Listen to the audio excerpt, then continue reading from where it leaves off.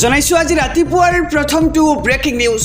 1 ডিচেম্বৰৰ পৰা দেশত আহিব 5টাকৈ নতুন নিয়ম, যি নিয়মে প্ৰভাৱ পেলাব আপোনাৰ দৈনন্দিন জীৱনত। আৰু যদিহে আপুনি এই নিয়মকেইটাৰ বিষয়ে নাজানে তেন্তে পৰিব ভয়ংকৰ বিপদত। গতিকে খবৰটো জনাইছো সবিস্তাৰে।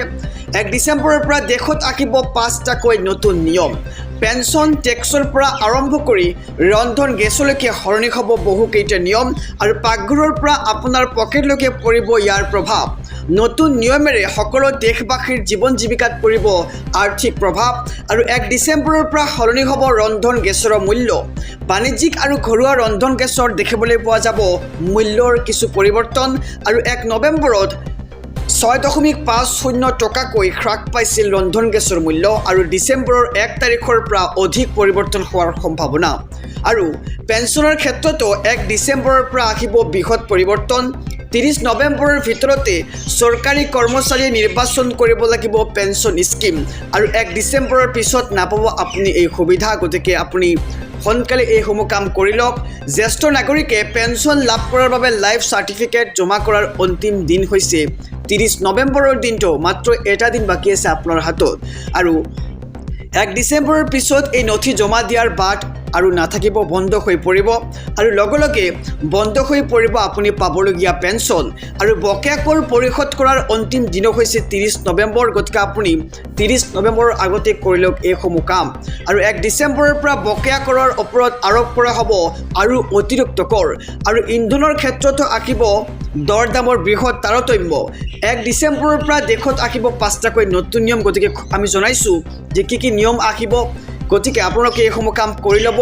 পেঞ্চন টেক্সৰ পৰা আৰম্ভ কৰি ৰন্ধন গেছলৈকে সলনি হ'ব বহুকেইটা নিয়ম। জনাইছোঁ ৰাতিপুৱাৰ আৰু এটি ব্ৰেকিং নিউজ। ৰাজ্যজুৰি আৰম্ভ হৈছে SR প্ৰক্ৰিয়া। ঘৰে ঘৰে ভোটাৰ তালিকা পৰীক্ষণ কৰিছে চৰকাৰে। এক ডাঙৰ খবৰ জনাইছোঁ সমগ্ৰ ৰাজ্যবাসীক। 26ৰ নিৰ্বাচনৰ পূৰ্বে অসমত ভোটাধিকাৰ পৰীক্ষণ। তন্নতন্নকৈ পৰীক্ষা কৰা হ'ব প্ৰতিখন নথি পত্ৰ, আৰু উপযুক্ত নথি পত্ৰ নাপালেই বাতিল হ'ব পাৰে আপোনাৰ ভোটাৰ কাৰ্ডখন। হয়, ঠিকে শুনিছে। যদিহে আপুনি উপযুক্ত নথি পত্ৰ দিব নোৱাৰে তেন্তে নিমিষতেই বাতিল হ'ব পাৰে আপোনাৰ ভোটাৰ কাৰ্ডখন। আৰু নথি পত্ৰ পৰীক্ষণৰ বাবে ঘৰে ঘৰে যাব বুথ এজেণ্ট। আৰু 20 ডিচেম্বৰ পৰ্যন্ত সষ্টম হৈ থাকক ভোটাৰ। ঘৰে ঘৰে গৈ বুথ এজেণ্টে পৰীক্ষণ কৰিব আপোনাৰ নথি পত্ৰসমূহ। আৰু ঠিকনা পৰিৱৰ্তন কৰা সকলৰ ক্ষেত্ৰত কঠোৰ হ'ব নিৰ্বাচন আয়োগে। যিসকলে ঠিকনা পৰিৱৰ্তন কৰিছে, আগতে বেলেগ ঠাইত আছিল আৰু এতিয়া বেলেগ ঠাইত, তেওঁলোকৰ বাবে এটি গুৰুত্বপূৰ্ণ খবৰ। ঠিকনা পৰিৱৰ্তন কৰা সকল আপোনালোকে সাৱধান হৈ যাব, কাৰণ ঠিকনা পৰিৱৰ্তন কৰা সকলৰ ক্ষেত্ৰত কঠোৰ হ'ব নিৰ্বাচন আয়োগ। আৰু খুচৰা ভোটাৰ তালিকাত নাম কটা গ'লে কৰিব পাৰিব আপুনি আবেদন। আৰু 27 ডিচেম্বৰত প্ৰকাশ পাব খুচৰা ভোটাৰ তালিকা। 27 ডিচেম্বৰৰ পৰা 22 জানুৱাৰীৰ 2026 চনৰ 22 জানুৱাৰীৰ ভিতৰত দাখিল হ'ব দাবী আৰু আপত্তিসমূহ। আৰু চূড়ান্ত ভোটাৰ তালিকা প্ৰকাশ পাব 26ৰ 10 ফেব্ৰুৱাৰী তাৰিখে। গতিকে খবৰটো জনাইছোঁ, এটি জৰুৰী খবৰ সমগ্ৰ ৰাজ্যবাসীৰ বাবে। 26ৰ নিৰ্বাচনৰ পূৰ্বেই অসমত ভোটাধিকাৰ পৰীক্ষণ কৰা হৈছে, আৰু তন্নতন্নকৈ পৰীক্ষা কৰা হ'ব প্ৰতিখন নথি পত্ৰ। গতিকে আপুনি আপোনাৰ সকলোবোৰ নথি পত্ৰ সাজু কৰি ৰাখক, আৰু উপযুক্ত নথি পত্ৰ নাপালেই বাতিল হ'ব পাৰে আপোনাৰ ভোটাৰ কাৰ্ডখন। জনাইছোঁ আৰু এটি ব্ৰেকিং নিউজ, ডাঙৰ খবৰ। পুৱাই কঁপি উঠিল মধ্য অসম। 5,962 বিঘা মাটিত চলিছে প্ৰশাসনৰ বুলডোজাৰ। এক ডাঙৰ খবৰ জনাইছোঁ, এক দুখ লগা খবৰ। পুৱাই কঁপি উঠিল মধ্য অসম। মধ্য অসমত চলিছে এতিয়া বৃহৎ উচ্ছেদ অভিযান। 5,962 বিঘা মাটিত চলিছে প্ৰশাসনৰ বুলডোজাৰ। আৰু 2,070টা কেঁচা ঘৰ আৰু 192টা পকী ঘৰত চলিল প্ৰশাসনৰ বুলডোজাৰ। নগাঁৱৰ কামপুৰ লুটুমাৰী বনাঞ্চলত চলিছে বৃহৎ উচ্ছেদ অভিযান। আৰু 5,962 বিঘা ভূমি বেদখল কৰি ৰাখিছিল বেদখলকাৰী। আৰু উচ্ছেদৰ পূৰ্বেই 1,100টা পৰিয়ালে নিজেই ভাঙিছিল ঘৰ। আৰু আজি প্ৰশাসনে চলাইছে উচ্ছেদ অভিযান, আৰু টালি টোপোলা বান্ধি অন্য স্থানলৈ ঢাপলি মেলিছে বেদখলকাৰীয়ে। আৰু মধ্য অসমত চলিছে বৃহৎ উচ্ছেদ অভিযান। জনাইছোঁ খবৰ, পুৱাই কঁপি উঠিছে মধ্য অসম। মধ্য অসমত চলিছে এতিয়া বৃহৎ উচ্ছেদ অভিযান। 5,962 বিঘা মাটিত চলিছে এতিয়া প্ৰশাসনৰ বুলডোজাৰ। জনাইছোঁ আৰু এটি ব্ৰেকিং নিউজ ডাঙৰ খবৰ 2026 চনৰ পূৰ্বে শক্তি বৃদ্ধি কংগ্ৰেছৰ শক্তিশালী হৈছে গৌৰৱ গগৈৰ হাত এক ডাঙৰ খবৰ জনাইছোঁ ৰাজনৈতিক প্ৰেক্ষাপটৰ 26ৰ পূৰ্বে শক্তি বৃদ্ধি হৈছে কংগ্ৰেছৰ শক্তিশালী হৈ উঠিছে গৌৰৱ গগৈৰ হাত আৰু কেইবা শতাধিক লোকৰ যোগদান এইবাৰ কংগ্ৰেছত দেখিবলৈ পোৱা গৈছে বিজেপিৰ অৰ্ধশতাধিক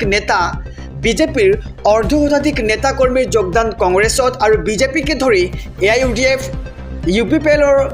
UPPLৰ নেতা কৰ্মীৰ যোগদান আৰু বিজেপিয়ে ৰাজ্যৰ কাম নকৰিলে কংগ্ৰেছেহে কৰিব আৰু 2026 চনত খেলা হ'ব যুঁজলৈ সাজু আৰু সংকল্প ল'লে কংগ্ৰেছীয়ে পৱন খেৰা আৰু গৌৰৱ গগৈৰ উপস্থিতিত যোগদান কাৰ্যসূচী অনুষ্ঠিত হয় আৰু 26ৰ পূৰ্বেই শক্তি বৃদ্ধি পাইছে এইবাৰ কংগ্ৰেছৰ শক্তিশালী হৈ উঠিছে গৌৰৱ গগৈৰ হাত আৰু কেইবা শতাধিক লোকৰ যোগদান কংগ্ৰেছৰ সমগ্ৰ ৰাজ্যবাসীৰ বাবে এটি ভাল খবৰ 3100 টকাৰে বৃদ্ধি পাব অৰুণোদয় আঁচনিৰ ধন হয় ঠিকেই শুনিছে এইবাৰ 3100 টকালৈ বৃদ্ধি কৰা হ'ব অৰুণোদয় আঁচনিৰ ধন আৰু এই সন্দৰ্ভত ৰাজ্যৰ মুখ্যমন্ত্ৰী ডক্টৰ হিমন্ত বিশ্ব শৰ্মাই কৰিছে এক প্ৰকাৰ বৃহৎ মন্তব্য ডাঙৰ খবৰ জনাইছোঁ সমগ্ৰ ৰাজ্যবাসীক 3100 টকা হ'ব পাৰে অৰুণোদয় আঁচনিৰ ধন আৰু 1 জানুৱাৰীত মুখ্যমন্ত্ৰীয়ে কৰিব ডাঙৰ ঘোষণা 1 জানুৱাৰীৰ পৰা বৃদ্ধি পাব পাৰে অৰুণোদয় আঁচনিৰ ধন আৰু লাখ লাখ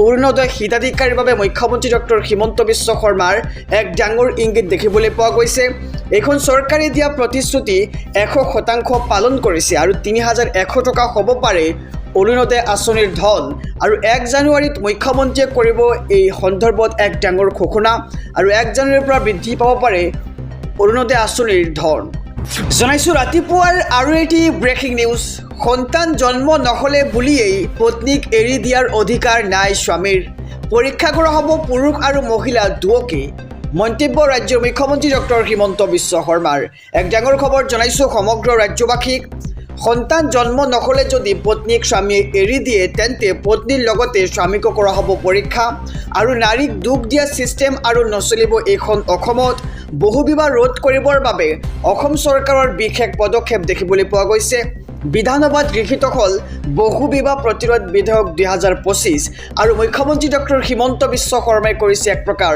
বৃহৎ মন্তব্য সন্তান জন্ম নহ'লে যদি পত্নীক স্বামীয়ে এৰি দিয়ে তেন্তে পত্নীৰ লগতে স্বামীকো কৰা হ'ব পৰীক্ষা আৰু নাৰীক দুখ দিয়া ছিষ্টেম নচলিব আৰু এইখন অসমত